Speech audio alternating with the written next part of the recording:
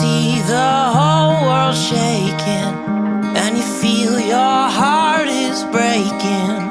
Take my hand, no hesitating. Oh, when you're just so tired of trying, all alone you feel like hiding. Together we'll keep fighting. There's no stopping us. Hold on, we're gonna make it. We're gonna make it. Don't stop now. Hold on, we're gonna make it. We're gonna mountains too high we can climb it. Fearless, we're taking the moment. There's no stopping us. Hold on, we're gonna make it. We're gonna make it. Can you see the sun is shining like a new hope? Feel it rising, coming over the horizon. There's no stopping us. Hold on, we're gonna make it. We're gonna make it. Don't stop now. Hold on, we're gonna make it. We're gonna mountains too high we can climb it. Fearless, we're taking the moment. There's no stopping us. Hold on, we're gonna make it. We're gonna make it. Don't you give up, don't you give up on me. Don't you give up, don't you give up now. Don't you give up, don't you give up on me. Don't you give up, don't you give up now. Don't you give up, don't you give up on me. Don't you give up, don't you give up now. Don't you give up, don't you give up on me. Don't you give up, don't you give up now. There's no stopping. Okay. I think we're live on the air. I might have to move my camera here a little bit. I'm getting a little bit of the setting sun. Let's see if I move it here a little bit better. Okay. I think you're all able to hear me. I don't know why I'm coming out smaller on the screen. There we go. Okay. But you want to know something? I didn't know I could do that. See, I learned something new every day. So I could make myself and show the background. That's nice. Kind of like that. Okay, but I'll make myself big again. All right. So it's July 17th. Boy, it's been hot. It's really been hot. For my physical cardiovascular exercise during the summer, I do a lot of swimming. But to be honest with you, going to the pool right now it's not refreshing. I've been doing my laps. I try to do a half mile every other day, and I've been doing that. And but it's been so hot. It's been really hot. Might rain tonight. Might get a cold. I just hope the temperatures go down a little bit. It's just a little bit much. I know there's other parts of the country where it's even worse. So we shouldn't complain here in Virginia, okay? So we have some good topics today, and I actually combined two blog posts into one because one feeds off the other when it comes to buyer concerns and why they should not be as concerned right now. So there's some good news in the mix. And let's just do a little introduction.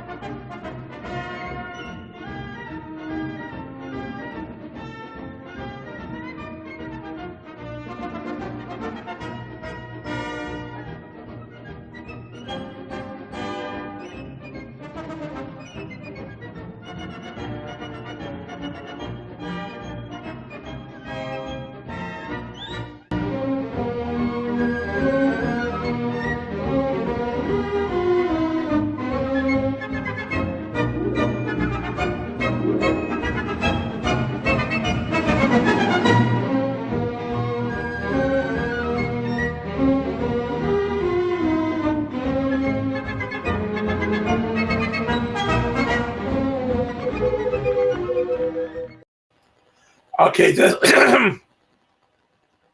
I'm seeing a problem on my blog. I might have to fix that later. I think I made a boo-boo with my blog. All right, I can't fix it right now there. Okay. If you are watching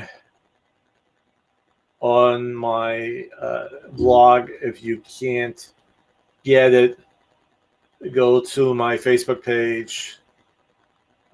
So it's facebook.com/real estate with Mr. G, and that's MRG. But I updated my blog page, and looks like I'm missing the feed from the podcast. So I will fix that. Okay. But in the meantime, the show must go on. Okay. The show, but I just want to make sure that my current one is here. Okay, that looks like me. Okay. And my current shirt that I got on, my EXP shirt. Okay. All right. So there's concerns with buyers right now with the market, and the concerns are that, one, it's very competitive. Prices are up. When they call me or any other agent to go view a home, they may be already multiple offers on it, and they're going highest and best. People are making offers above the asking price. People are ensuring that if the appraisal comes out lower than the contract price, they will make up the difference. And a lot of first-time home buyers, and it just doesn't have to be first-time home buyers. It could be people who are maybe moving up to a larger home, but they really don't have this extra cash to make, these gaps between either the appraised price and the contract price, or to compete with these other bids. So it's disheartening right now dealing with that, but it's beginning to change.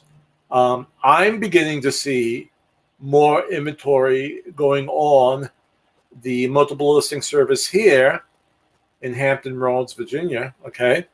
And how I know that, because with my clients, when I send out listings or I set them up on an automatic drip, I put it in what's called concierge mode. So meaning when new listings hit the market, I could look at them first.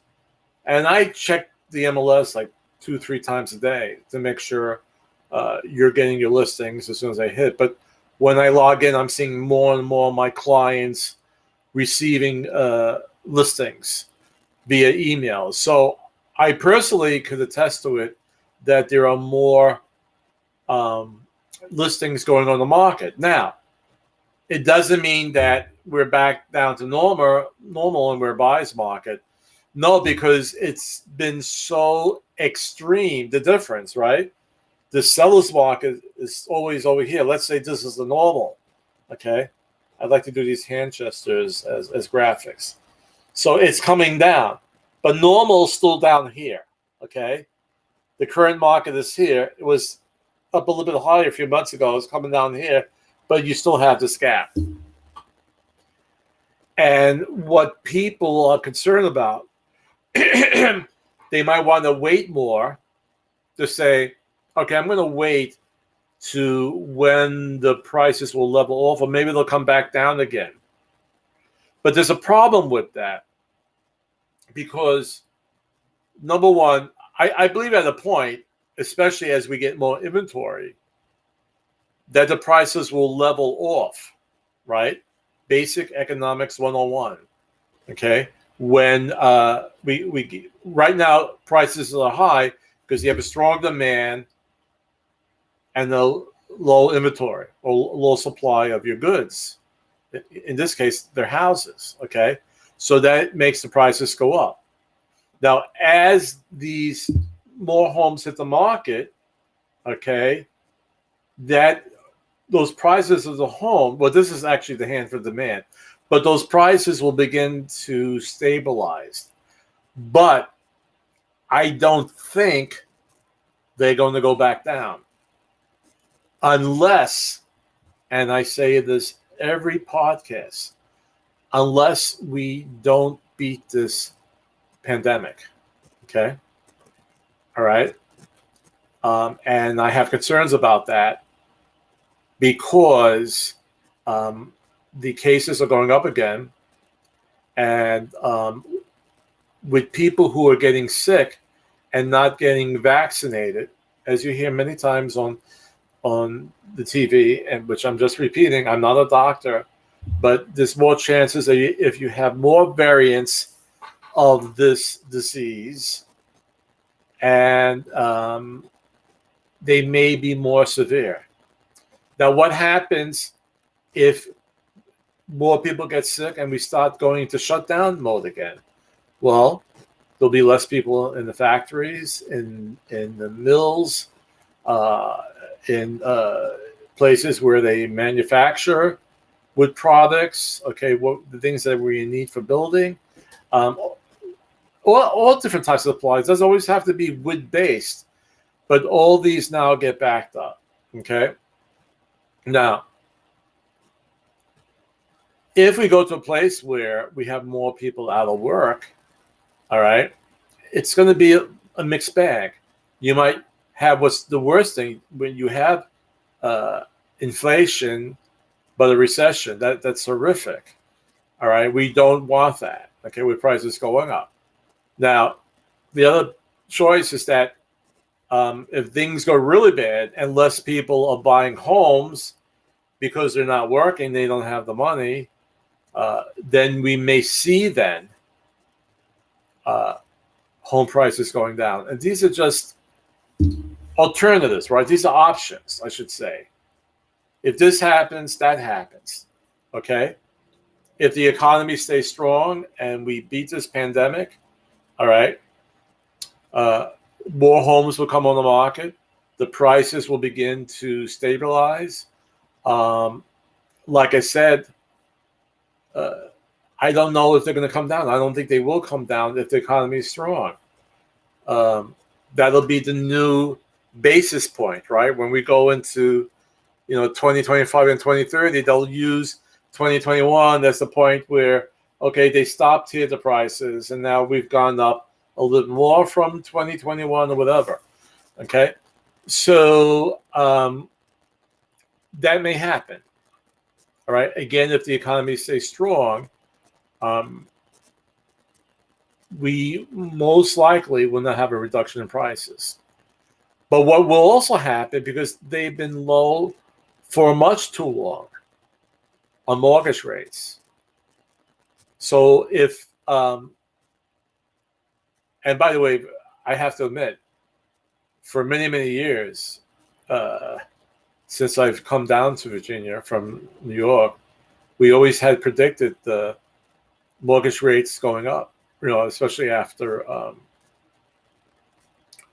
what happened in 2007, 2008.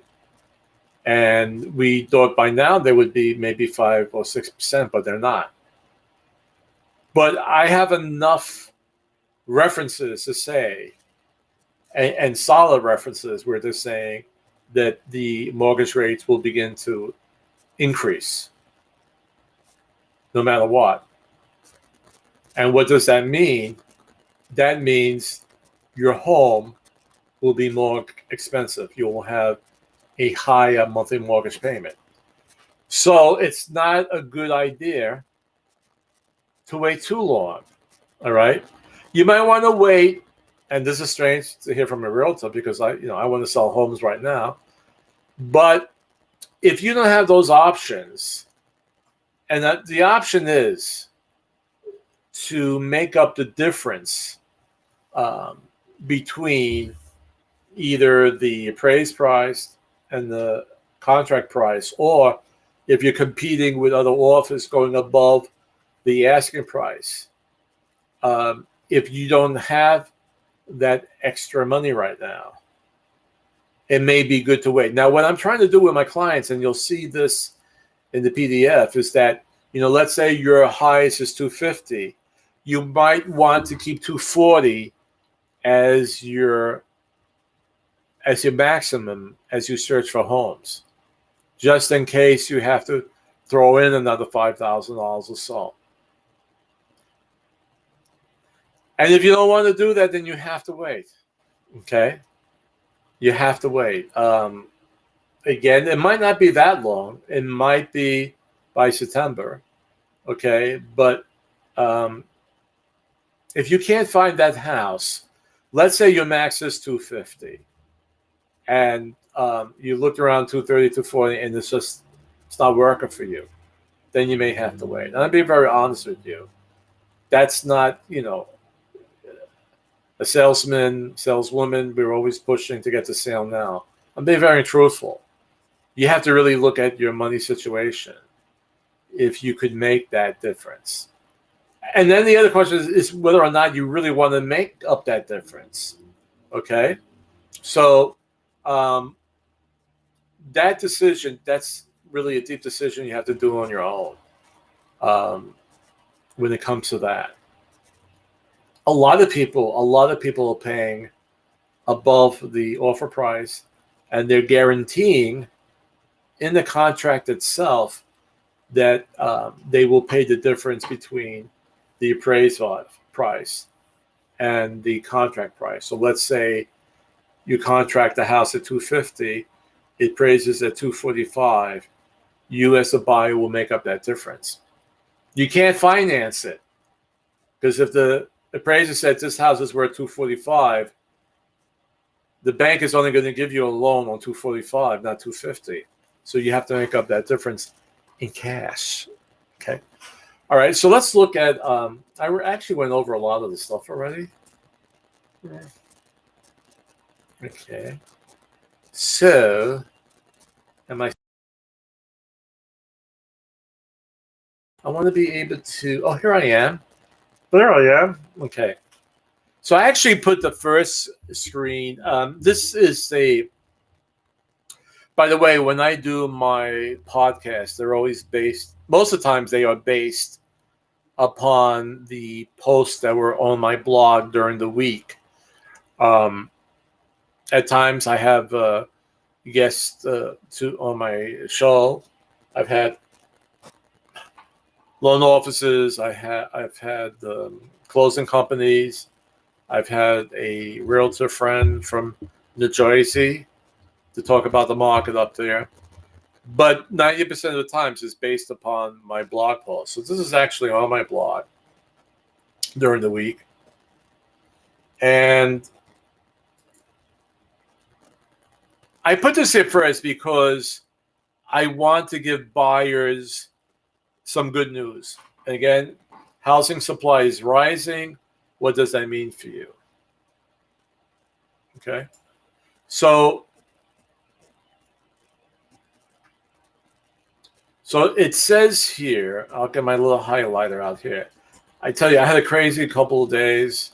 We're doing renovations on the home, and I'm preparing for the visit of my sister, who's almost like the Queen of England. So it's been crazy. You might be able to see a new mattress in the background. So been doing a lot. So it looks like inventory may hit a bottom. We've seen this in the higher frequency data as well. Unsold inventory in May was at 2.5 months supply, up from 2.4. So that means the houses are staying more on the market. Now that's a good thing. It's not really a bad thing right now, because it's getting away from that rush, where if it's on the market for just a month or a month and a half, then people are making fast decisions. Okay?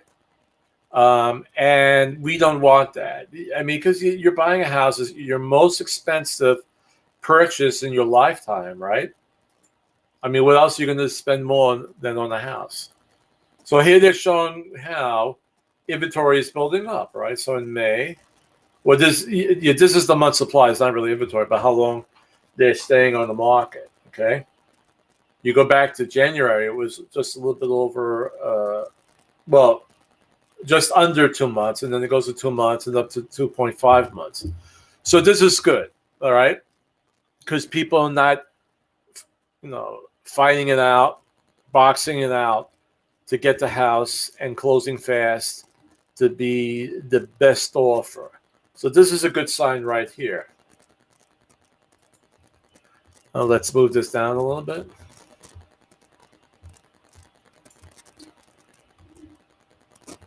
So there are more options coming up. And again, this is coming from the monthly housing report that supplies are contributing to an increase, which is different from the typical summer market. We actually have inventory going down. So typically, fewer newly listed homes appear on the market in the month of June compared to May. This year, growth in new listings is continuing later into the summer season, a welcome sign for a tight housing market. Okay?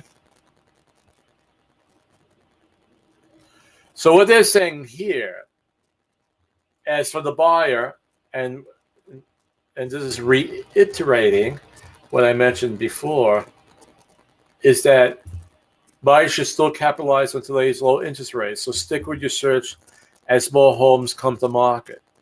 All right? So take advantage of that lower mortgage rate. Keep an eye on the market. Stay on top of the market.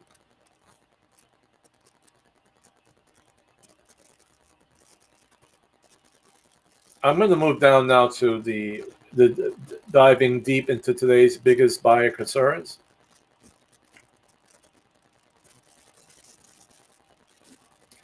So again, they're talking over here. I hope you could hear me when I go to the PDF. So let's go back up to here.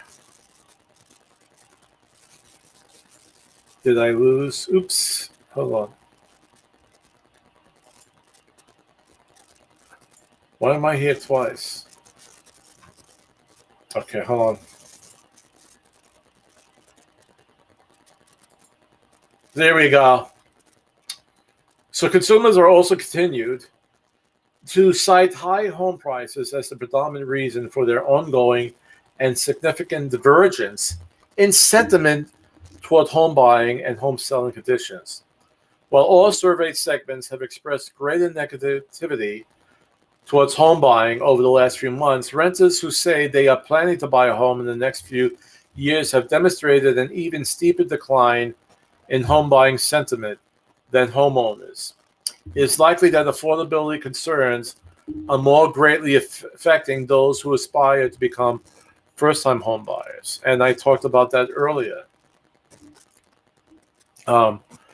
It's people who just starting their careers. They might be straight out of college and they're just on the first rung of the of their employment ladder. So I'm going to jump down here to, we talked about mortgage payments and what they're going to do in this graph coming up. I'm just going to go down to here just to show you. So basically what they're saying here, they're trying to explain to people that, they might say, well, I'll just rent in the meantime. And I'm going to tell you one thing.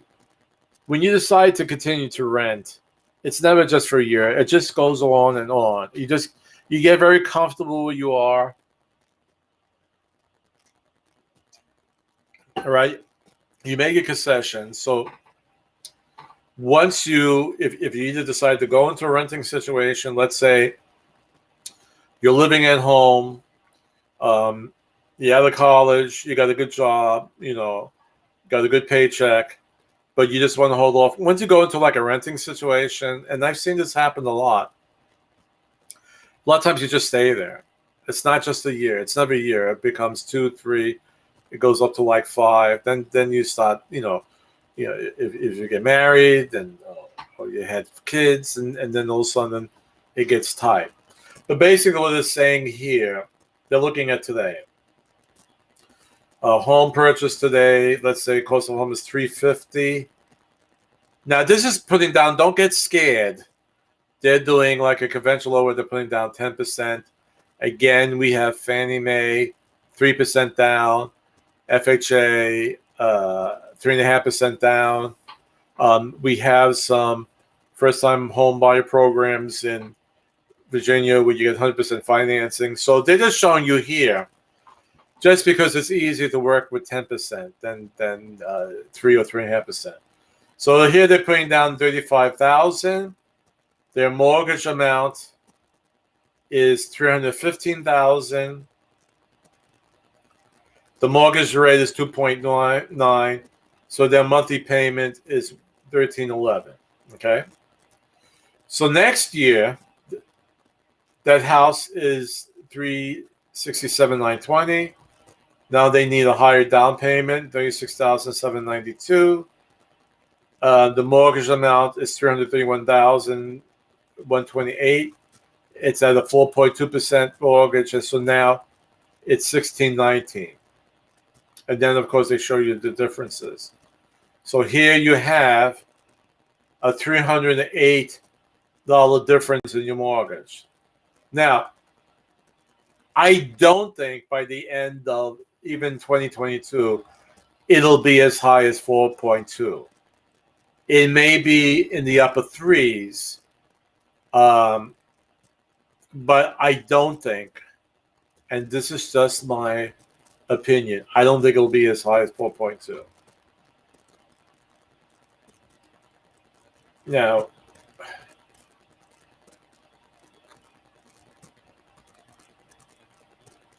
I think what they might doing, I don't know if those are forecasts of really Freddie Mac or the NBA forecast. Well, it is.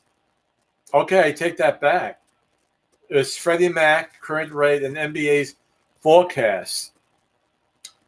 NBA is like the Mortgage Business Association for the industry. Oops, I did that again. Oops, I did it again. Okay, I'm sorry. I apologize. All right. So they are predicting rates to be as high as 4.2 by the end of 2022. So then that does make a big difference. So even though it seems to be crazy right now with the market, bear with it if you're looking to buy. That's my advice. Don't give up. Now, you might not go out to see homes next week or the following week, but keep an active search. All right, because it still makes better sense, no matter what, to purchase now. Okay? All things being equal. Now, if you want to see if we go back into pandemic mode again and everything gets locked down, this might change. I'm saying this is based upon an economy that's continuing to grow. All right, so that's enough of me talking. Let me show you a lovely clip. I really like having this background here like this. I might keep it with that. Okay, about some good news about today's market. It's just a short video. It's under a minute.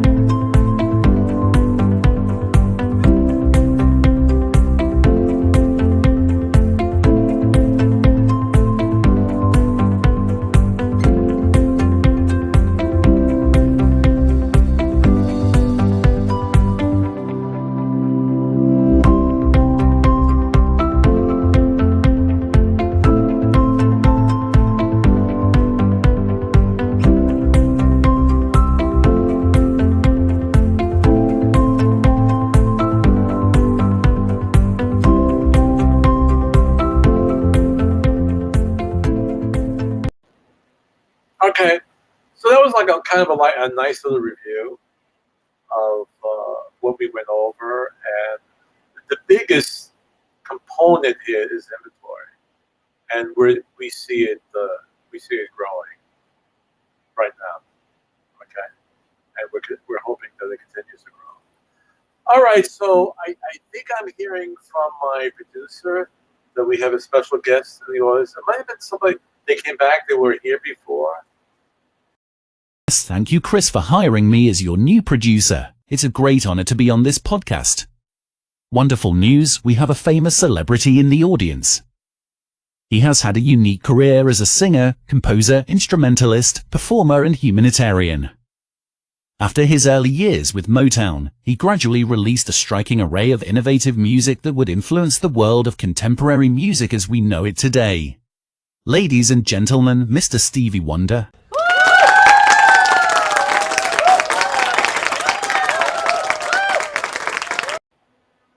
It was great to see him back in the audience again. Okay, I promise we will have somebody different in the audience next week. Okay, so be well. If you're looking, keep on looking. Don't give up. Don't give up the fight. If you're selling, it's a great time to put on the market. Call me, contact me, buyers, sellers. Um, it's, let's make it happen. And as I always like to end with, the greatest gift we have is to love, and I'm sorry, I messed it up. The greatest power that we have is to love, and the greatest gift we have is each other. So I'll see you again next week with a new topic. Maybe we'll have a guest host or guest speaker. I'm working with a few people right now. Okay, so thank you. Be well. If you haven't been vaccinated, wear your mask. And if you haven't been vaccinated, get vaccinated. Okay, thank you, and we'll see you next week.